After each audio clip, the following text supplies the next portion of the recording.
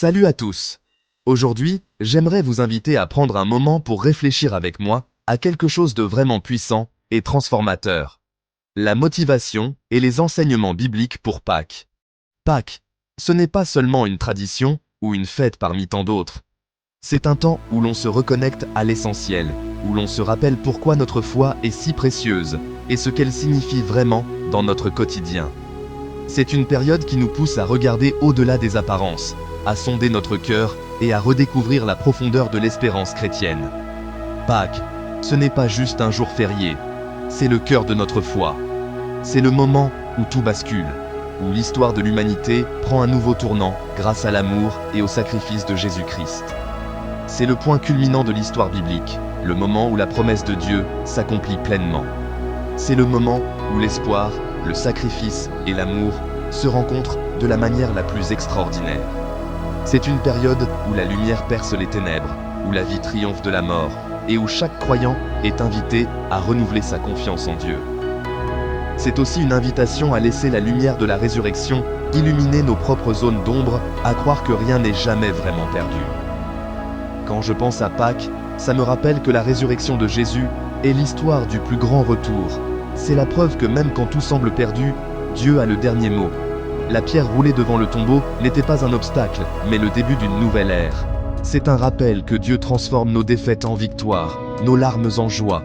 Peu importe à quel point les choses deviennent sombres, peu importe l'ampleur des obstacles, il y a toujours de l'espoir pour un nouveau départ. La nature elle-même nous le rappelle à chaque printemps, quand la vie renaît après l'hiver. Les bourgeons qui percent la terre gelée sont comme des promesses silencieuses que la vie triomphe toujours.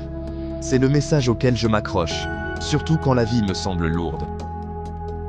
Dans les moments de solitude ou de doute, je repense à cette promesse de renouveau, à cette lumière qui ne s'éteint jamais. Même dans le silence ou l'attente, Dieu travaille en profondeur, préparant un renouveau inattendu. Dans Philippiens 3:10, Paul dit « Je veux connaître Christ et la puissance de sa résurrection ».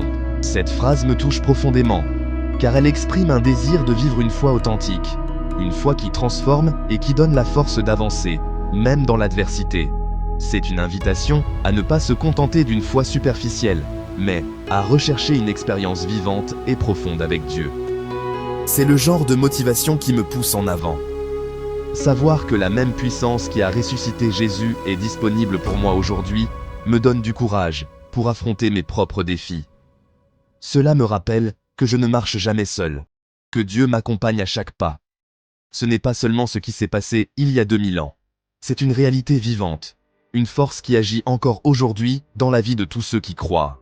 La résurrection n'est pas un événement figé dans le passé, mais une source d'espérance qui irrigue notre présent.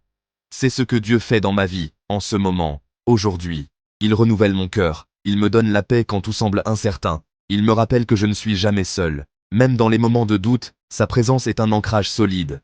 Parfois, je lutte avec le doute ou la peur. Peut-être que vous aussi. Nous sommes tous humains, et il arrive que la foi vacille, que l'on se sente dépassé par les circonstances. Mais c'est justement dans ces moments-là que la foi prend tout son sens, car elle nous pousse à chercher Dieu plus ardemment. Mais le tombeau vide me rappelle. Si Dieu a pu ramener Jésus d'entre les morts, il peut apporter de l'espoir à ma situation, peu importe à quel point ça semble impossible. Rien n'est trop difficile pour lui, et aucune situation n'est sans issue. Il n'y a pas de nuit trop noire pour sa lumière. Pâques, c'est aussi un temps de rassemblement, de partage et de joie. C'est l'occasion de se retrouver en famille, entre amis, et de célébrer ensemble la victoire de la vie sur la mort. Ces moments de communion sont précieux, car ils nous rappellent que nous faisons partie d'une grande famille de foi. Ils nous encouragent à bâtir des liens solides, à nous soutenir mutuellement dans la prière et l'amour. Pâques m'enseigne aussi le sacrifice. Le pain et le vin symbolisent le don total de Jésus, son corps brisé et son sang versé pour chacun de nous. À travers ces symboles, nous sommes invités à nous souvenir de l'immense prix de notre liberté. Jésus a tout donné par amour pour nous. Il n'a rien retenu. Il a accepté la souffrance et la mort pour que nous puissions vivre libres et pardonnés. Son amour est sans limite. Et il nous appelle à suivre son exemple. Ça me pousse à regarder ma propre vie. Est-ce que j'aime les autres de manière sacrificielle ? Est-ce que je suis prêt à donner de mon temps, de mon énergie, de mon cœur pour ceux qui m'entourent ? Suis-je capable de sortir de ma zone de confort pour répondre à l'appel de l'amour véritable ? Est-ce que je donne le meilleur de moi-même, même quand c'est difficile ? Le véritable amour se manifeste dans les petits gestes du quotidien, dans la capacité à se mettre au service des autres sans rien attendre en retour.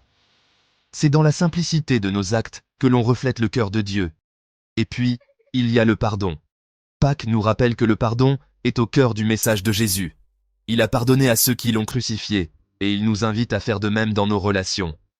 Pardonner, c'est choisir la liberté plutôt que la rancune, la paix plutôt que le conflit. Pâques, c'est avant tout de nouveaux départs. Comme la nature qui renaît, nous pouvons aussi recommencer, laisser derrière nous nos erreurs et nos regrets. Dieu nous offre la possibilité de tourner la page, de repartir à zéro avec lui. Si vous vous sentez accablé par la culpabilité ou le regret, rappelez-vous que la résurrection ouvre la porte à la grâce. Vous n'êtes pas coincé. Il y a toujours une issue, une lumière au bout du tunnel. Dieu ne ferme jamais la porte à celui qui cherche sincèrement à revenir vers lui.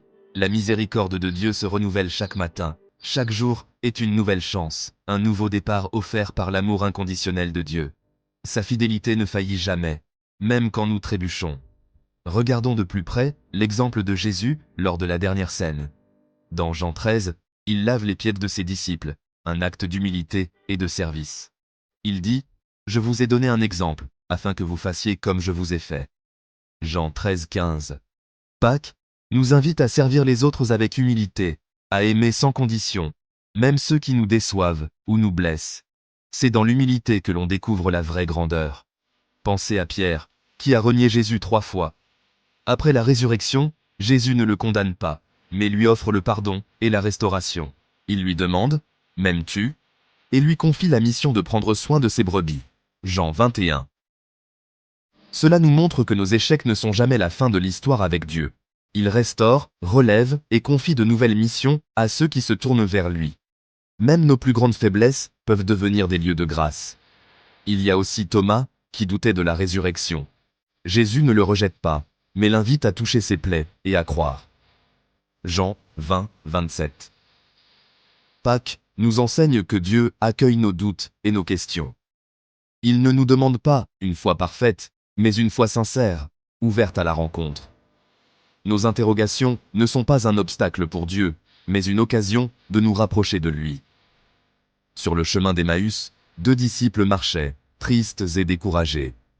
Jésus les rejoint, leur explique les Écritures, et leur cœur brûle d'espérance. Luc 24. Parfois, nous ne reconnaissons pas la présence de Dieu dans nos moments de tristesse, mais il marche à nos côtés, prêt à raviver notre foi. Il se révèle souvent dans la simplicité du quotidien. Rappelons-nous aussi l'entrée triomphale de Jésus à Jérusalem, acclamée par la foule. Quelques jours plus tard, cette même foule réclame sa crucifixion. Cela nous enseigne que l'opinion des autres est changeante, mais l'amour de Dieu demeure inébranlable. Notre motivation doit venir de lui, pas du regard des hommes. Seul son amour est une fondation solide. Alors, comment est-ce que je vis ces vérités? Comment faire pour que Pâques ne soit pas juste un souvenir, mais une réalité vivante dans ma vie? Comment puis-je incarner chaque jour la puissance de la résurrection? Premièrement, je passe du temps à réfléchir aux promesses de Dieu. J'écris parfois dans un journal ce que je ressens, ce que j'espère, et comment Dieu agit dans ma vie. Prendre le temps de relire ces notes me permet de voir sa fidélité au fil des saisons. Je lis la Bible, surtout les histoires d'espoir et de transformation. Les récits de personnes qui ont connu la détresse, mais qui ont vu Dieu intervenir, me rappellent que rien n'est impossible. Ces témoignages nourrissent ma foi et m'inspirent à persévérer. Regardez Josué et le peuple d'Israël devant le Jourdain, ou Moïse devant la mer Rouge. Dieu ouvre un chemin là où il n'y en avait pas. Pâques nous rappelle que Dieu fait encore des miracles aujourd'hui, dans nos vies ordinaires,